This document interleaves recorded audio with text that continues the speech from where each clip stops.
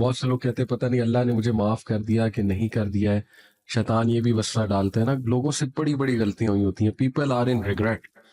یا تو کوئی بڑی ہی زیادتی انہوں نے کسی کے ساتھ کی ہوتی ہے, یا جو ہے نا ان سے کوئی ریلیشن شپ میں زیادتی ہوئی ہوتی ہے,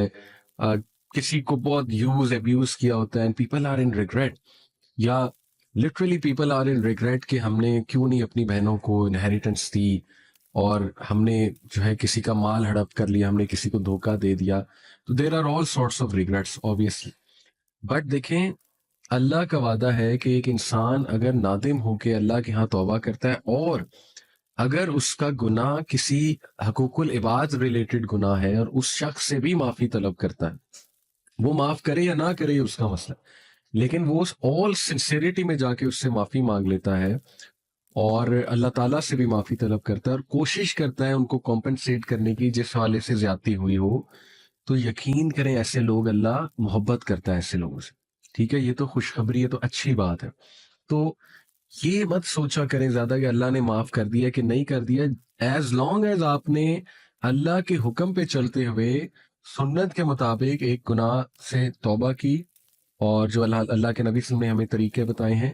اور آپ نیکی کے کام میں بڑھ رہے ہیں, تو انشاءاللہ یہ ایک سائن ہے کہ اللہ نے آپ کو معاف کر دیا ہے, کیونکہ آپ میں ندامت بھی ہے اور آپ نیکی کی طرف قدم بڑھا رہے ہیں. ٹھیک ہے, یہ اٹ سیلف ایک سائن ہے کہ اللہ سبحانہ تعالیٰ has accepted your توبہ.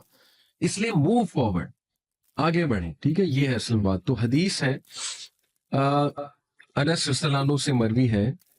کہ اللہ کے نبی صلی اللہ علیہ وسلم سے میں نے سنا کہ اللہ دی آلمائٹی سیڈ, حدیث قدسی ہے, او سن آف ایڈم, اے آدم کے بچے, so long as you call upon me and ask for me, جب تک تو مجھے پکارتا رہے گا اور مجھ سے توبہ کرتا رہے گا, I shall forgive you for what you have done and I shall not mind, میں تجھے معاف کرتا رہوں گا. او سن آف ایڈم, اے آدم کے بچے, were your sins to reach the clouds of the sky and were you then to ask forgiveness of me, I would forgive you. آدم کے بچے, اگر تیرے گناہ اس لیول کے بھی ہو جائیں کہ وہ آسمان تک پہنچ جائیں, یعنی ان کو جب کوانٹیفائی کیا جائے تو وہ آسمان تک پہنچ جائیں تیرے گناہ, اور تو مجھ سے توبہ کر لے, مجھ سے معافی مانگ لے موت سے پہلے, تو میں تجھے معاف کر دوں گا. او سن آف ایڈم, اے آدم کے بچے, were you to come to me with sins nearly as great as the earth and were you then to face me ascribing no partner to me, I would bring you forgiveness nearly as great as it. اور اے آدم کے بچے, اگر تو مجھ سے ملاقات کرتا ہے اور انبار لگے ہوئے ہیں تیرے گناہوں کے, لیکن تو نے میرے ساتھ کسی کو شریک نہیں کیا اور تو توحید میں خالص تھا, تو میں بھی اسی گریٹنس سے تجھے معاف کروں گا جتنے گریٹ تیرے سن ہیں. جیسے کہتے ہیں نا کہ اللہ جتنی میرے گناہ ہیں جو انبار لگے ہوئے,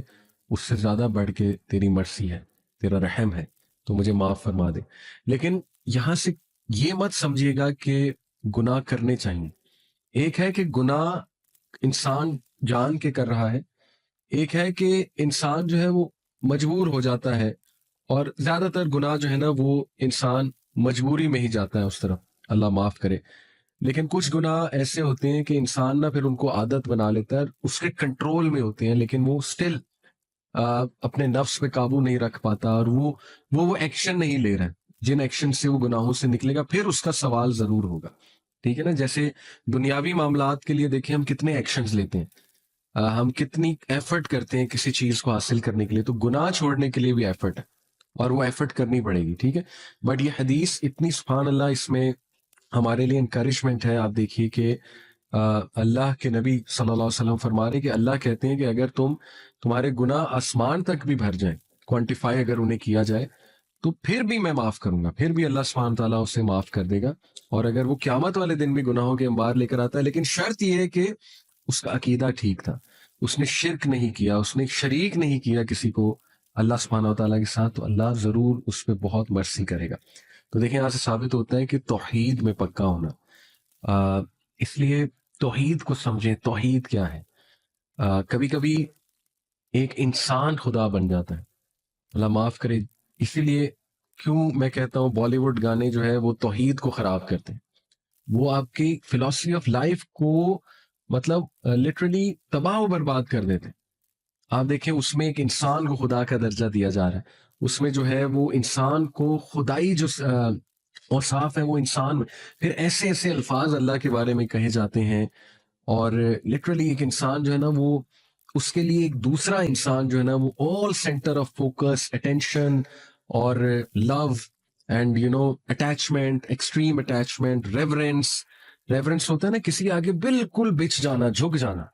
فدا ہو جانا کسی کے آگے، تو وہ اللہ کا رائٹ ہے، ایسا لو اللہ کا رائٹ ہے، اور وہی ریلیشن خالص ہے جو اللہ کے لیے قائم کیا جائے، ٹھیک ہے؟ تو اس لیے یہ بھی شرک میں آ سکتا ہے، ریمبر دس۔ اور کبھی کبھی انسان اپنے نفس کو بھی ایک معبود بنا لیتا ہے، ٹھیک ہے؟ تو اس لیے بی ویری کیئرفل کہ انسان شرک سے بچے، انسان توحید پر قائم رہے، باقی گناہ ہوتے ہیں اور اللہ کا وعدہ ہے کہ اللہ تعالیٰ انہیں معاف فرمائے گا۔